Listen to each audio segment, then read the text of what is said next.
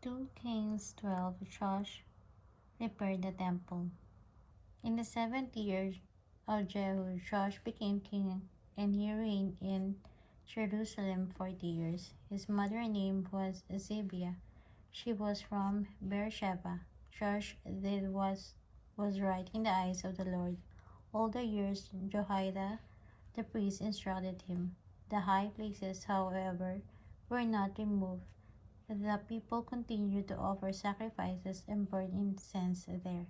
Joash said to the priests, "Collect all the money that is brought as sacred offerings to the temple of the Lord.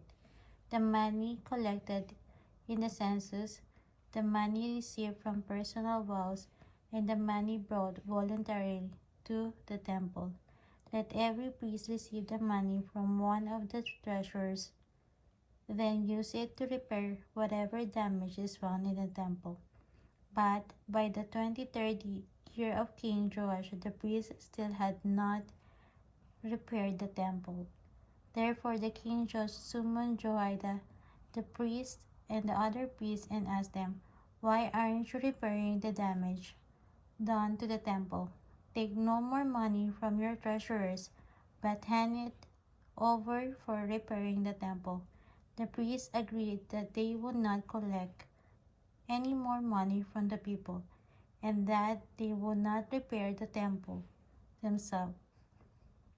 Jehoiada the prince took a chest and bored a hole in its lid. He placed it beside the altar on the right side as one enters the temple of the Lord.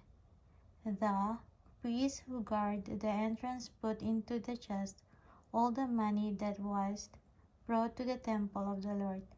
Whenever they saw that there was a large amount of money in the chest, the royal secretary and the high priest came, counted the money that had been brought into the temple of the Lord, and put it into bags.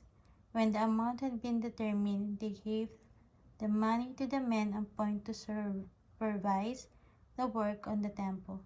With it, they paid those who work on the temple of the Lord, the carpenters and the builders, the mason and stone cutters. They purchased timber and blocks of dressed stone for the repair of the temple of the Lord, and met all the other expenses in restoring the temple.